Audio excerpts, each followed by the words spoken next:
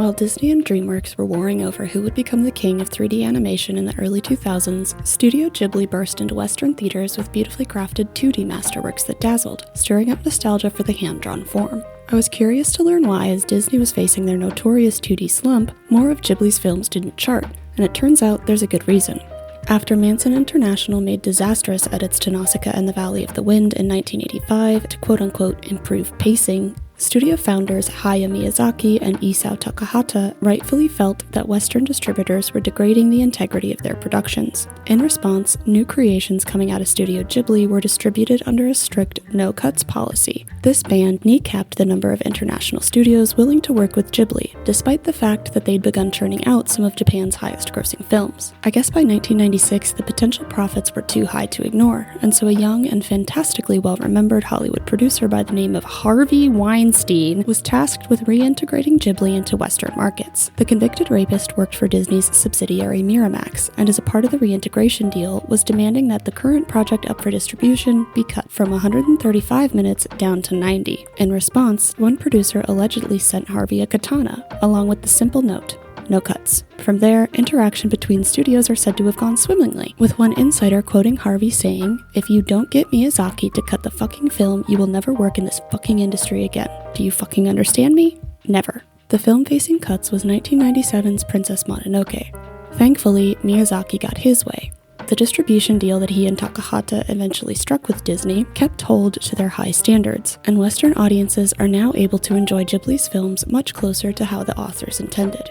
I share this story not only because it's iconic, but because it demonstrates two distinct stances creators can take in relation to their audience. Distributors like Manson and Weinstein, what a duo, assumed that because Western audiences are probably unfamiliar with Japanese culture and storytelling, changes needed to be made that would make the film more appropriate. In contrast, Miyazaki and Takahata believed that the integrity of their creation was more important, and that audiences should be trusted to engage with the film and its messaging meaningfully. Two very similar perspectives arise in discussions surrounding sex and relationship education for young people. Folks often contend that because of the taboo nature of sex, careful curation is necessary in order to preserve children's innocence. If relationship education exists, it should only expose children to what's necessary and developmentally appropriate. This is in contrast to more progressive approaches, which take for granted that children exist in a society where they're always already inundated with sexual themes and imagery, and argue that therefore, sex and relationship education should meet kids where they are, wherever that is. While it's quite easy to argue that Harvey Weinstein is horrible and the world is better with a distribution deal that honors Ghibli's no-cuts ethos, the right approach to sex education is harder to pin down.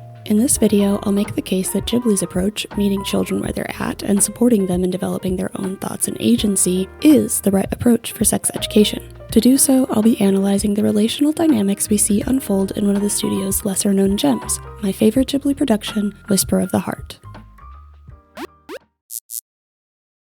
Every film, show, and manga is a collaborative endeavor between writers, illustrators, studios, and fans. As I work to unpack the relational dynamics depicted within Whisper of the Heart, I want to honor the people and relationships that made it possible. Shout out to Quality Culture for inspiration. After I watched their essay analyzing the darker side of Studio Ghibli, I was floored by how well they contextualized their analysis in social history. You can check out that video for yourself here. If you're not already a subscriber, I highly recommend checking out their work for great anime and broader pop culture analysis. Born in Tochigi Prefecture on November 22, 1962, Hiiragi Aoi is the author of If You Listen Closely. Throughout her career, she published 25 series and one-shots, serialized throughout the 80s and 90s in publications Ribbon and Margaret. Although only Whisper of the Heart and its sequel The Cat Returns were adapted to screen, her serials Silhouette of Starry Eyes and Silver Harmony received high acclaim among shoujo readers. In an interview on the manga's inspiration, she states, "I thought my next work shouldn't just be about romance. I wanted to explore a world with more dimensions, not just confined to love and hate. There are many other essential aspects of life beyond romance, and I wanted to portray that deep human connection." If You Listen Closely is a coming-of-age romance focusing on Tsukushima Shizuku as she learns how to move through life more authentically. Repeatedly, Shizuku hears a sound emitting from her chest before becoming overwhelmed by feelings and desires she doesn't yet understand. Moving through the story, different encounters, some completely random, guide her towards the understanding she was seeking. Her sense of wonder is beautifully depicted throughout Hiiragi's art style, incorporating abundant landscapes and mysterious dream sequences, blurring the line between reality and fantasy. Born on March 31st, 1950 in Niigata Prefecture, Yoshifumi Kondo was so devoted to his dream of being an animator he reportedly ran away to Tokyo to shoot his shot. It was there in the 1970s where he met Hayao Miyazaki and Isao Takahata while working together on Lupin III. Miyazaki took a liking to his style and invited him to work under him on the Future Boy Conan animation team, and then soon after, Takahata brought Kondo on for animation at Anne of Green Gables. He formally signed with Ghibli in 1987. His impact has been stark, presiding over character design, art direction, and animation in some of the studio's most recognizable works. With his impressive legacy, Kondo was the favorite among studio leaders to take the reins upon their resignation. To test his ability as a director, Miyazaki gave Kondo a proposition. He'd manage the entire production direction, but give Kondo the reins of director on their next project. In another interview, Kondo was asked what he specifically added between storyboarding and the finished film. To be honest, I can't precisely recall. Beforehand, Mr. Miyazaki proposed some objectives and ideas for this work, and we discussed and prepared them based on that, so my opinions were already included from that stage. Even after the storyboard work started, I would occasionally show it to Mr. Miyazaki and give my impressions and preferences. Thus, the content of the completed storyboards felt consistent with my feelings. However, something that sound director Miss Naoko Asari told me was that with Mr. Miyazaki's works, when giving voice actors directions, she often felt unsure whether she truly understood Mr. Miyazaki's intentions. This time, there was none of that.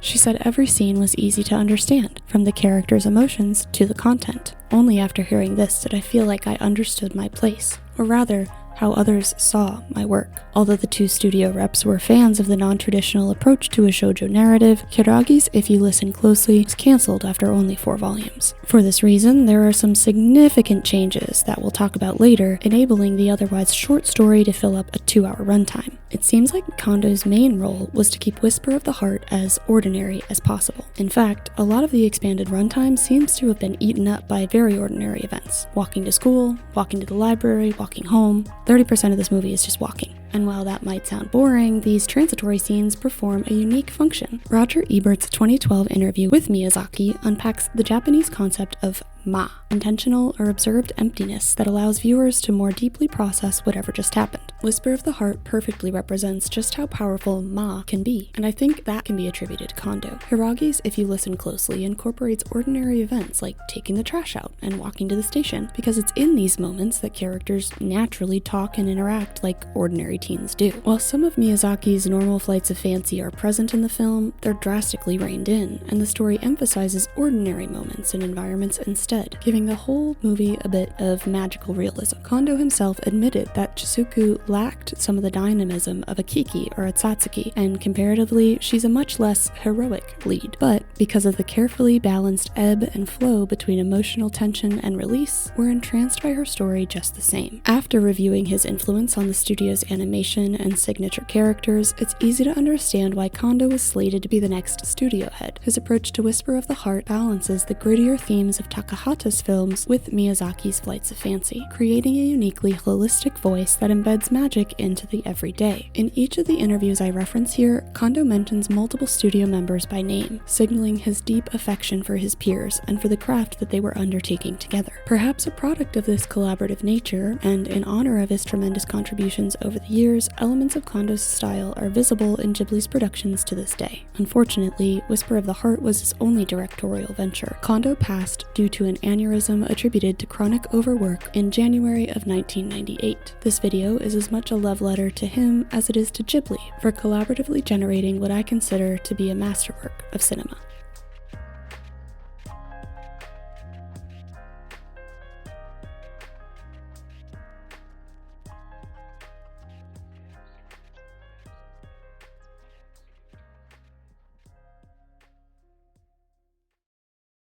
I need to outline some working definitions for use in this essay, while fully acknowledging that everything I say here is for entertainment purposes only. If you like anything you hear in this video, please check the references below, or maybe visit your local library to dig deeper, at least while you still can. Let's start with will. Whether it's an individual's or that of the people, will is the desire or commitment to something, a goal, aspiration, vibe. Our will is typically directed toward accomplishing or preserving something. The ability to get that thing, or our capacity to take action generally, is agency. Once we have our goal, we arrange and take the necessary steps to make progress toward attaining it. Philosophers in the audience may disagree with these definitions, and that's fine. Fight me in the comments, you theorizing ass bitch. As you can imagine, different wills require different actions, and different actions require different skills, and so on, and basically it gets complicated really quickly. So I'm calling the very basic connection between our will and agency autonomy. For the purposes of this video, I'll be contrasting two theoretical approaches to autonomy, individual and relational. Each theory makes different claims about this fundamental relationship, producing two very different ways of approaching sex education and matters of consent. Individualized approaches to autonomy argue that all individuals are complete, self-governing entities with near full control over the actions they take between the acknowledgement of their desire and its attainment. This further implies that there are better and worse sets of actions that could connect my will to its fulfillment. By simply identifying and following the right path, I can attain my every desire. Easy peasy. But let's circle back to Harvey and Hayao. Each person here has the same desire, but the different paths they'd like to traverse in order to accomplish that help outline a fundamental flaw with the individualized account. There's no outline to anticipate or address what has to happen when two agents have competing wills, leaving agents to duke it out on their own. Without addressing competing agents explicitly, individual accounts of autonomy are inherently competitive. Think survival of the fittest. They amount to what's called an ideal theory, a theory that operates on best-case scenario logic. It's the definition of the American dream, and why discussions of sexual consent are so difficult. When we assume that everyone's functioning on 100% individual autonomy all the time, the idea that anyone could end up in an encounter they didn't want or hadn't anticipated seems incomprehensible, and yet it happens. And that's because we don't live in an ideal world. Cornell's admittedly flawed legal definition of consent describes a person voluntarily and willfully agreeing in response to another person's proposition. The person who consents must possess sufficient mental capacity. Consent also requires the absence of coercion, fraud, or error. Recognizing our non-ideal reality, consent is supposed to help competing agents come to an agreement that reconciles their different desires in a more civil manner than, say, threats of violence. But unfortunately, if we accept an individual account of autonomy, this definition of consent creates an uncomfortable loophole for abusers like Harvey. After an event has occurred, individualized autonomy leads us to believe that no matter what the consequences are, each agent consented to those results. If they hadn't, then why'd they make the choices that led them there? In an ideal world, they could have easily removed themselves from the situation and/or made any other choice. So therefore, they deserve the consequences of their actions. This is an ideal theory of autonomy, which produces an ideal theory of consent, focusing solely on an individual's choices and ignoring the context within which those choices were made, as well as the different power dynamics competing agents might enter into conflict with. There are both liberatory and pernicious effects of this leaning into choice, we might say. The emancipatory ones we're pretty familiar with because they're part of our rhetoric, that you get to be a fully developed self, that you get what you want, and you get respect from other people as autonomous when you're a choice maker. And that's why so many human rights ideas today are framed really around choosing. It's a strange kind of freedom in many ways. It's not the right to any kind of necessities. It's only the right to make selections. None of these human rights decrees say anything about the constraints, whether they're economic or familial or religious or anything else that might make choice making extremely bounded in almost all cases. And beyond that, the idea that we're responsible for our own choices, often it can be a kind of punishment to tell people who have nothing but bad choices that you made the wrong one and you're responsible for the outcomes, when so much of what the outcomes are often a matter either of luck or structural disadvantages, is to blame individuals for whatever outcomes they encounter. Contrast this with the theory of relational autonomy, or the idea that someone's will and agency are always already impacted by their numerous intersecting social relations. A relational account argues that our will does not magically manifest itself within us one day.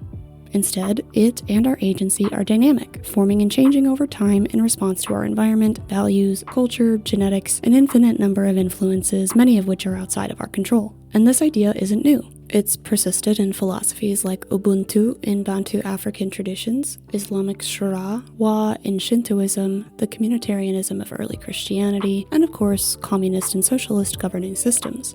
You think you just fell out of a coconut tree?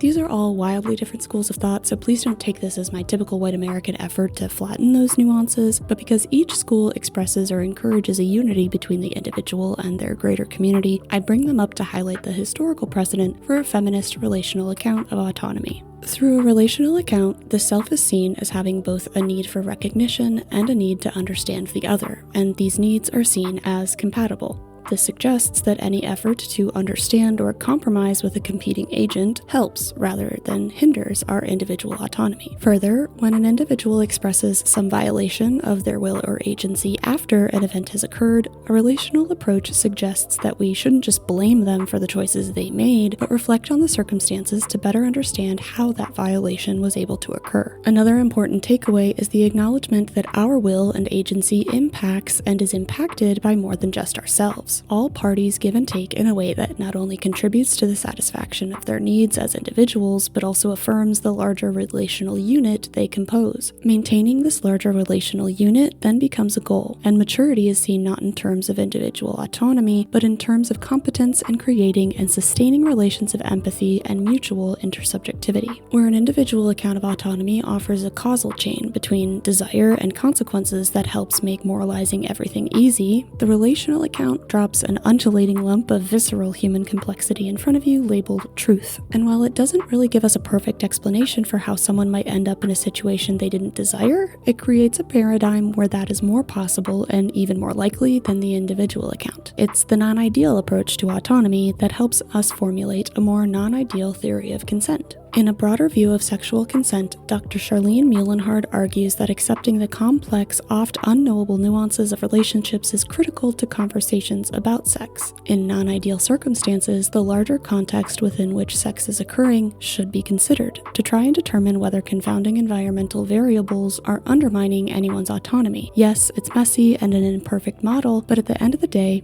so is reality.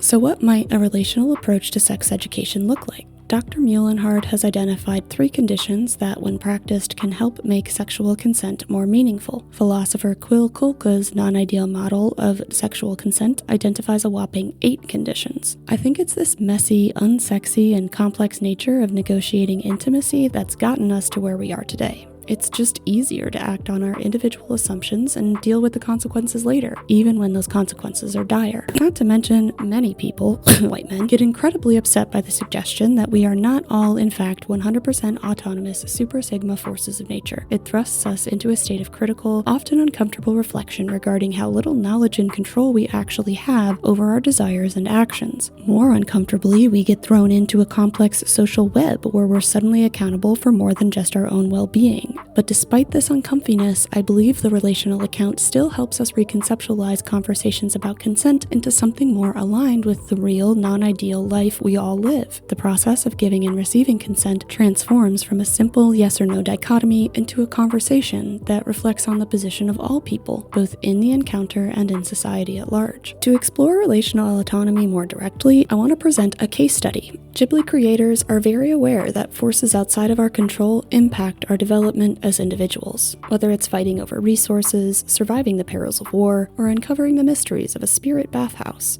Environmental conditions function as exposition. Characters have to grow and change in response to these external tensions, and their personal transformations serve as the emotional crux of Ghibli films. In doing so, Ghibli movies reliably depict instances of relational autonomy. Often, it's these environmental conditions that thrust Ghibli's characters into narrative tension. But in Whisper of the Heart, Shizuku is introduced as comfortably and confidently navigating her neighborhood. Kondo wanted contemporary Japan to be depicted just a bit cleaner than reality, insisting that animators keep telephone poles and pollution, but paint them in more pleasant colors. The result is a world that feels authentic, familiar, and above all, safe. The distinct lack of tension from the environment urges us to pay more attention to Shizuku herself. The Ma-infused storytelling also provides time for viewers to feel, process and reflect on what's happening on screen alongside Shizuku. This window into her interior life heightens the nuanced, often invisible ways relationships inform her decision-making. So while the arc of the narrative is still grounded in environmental conditions, it's the people around her that drive her to grow and change.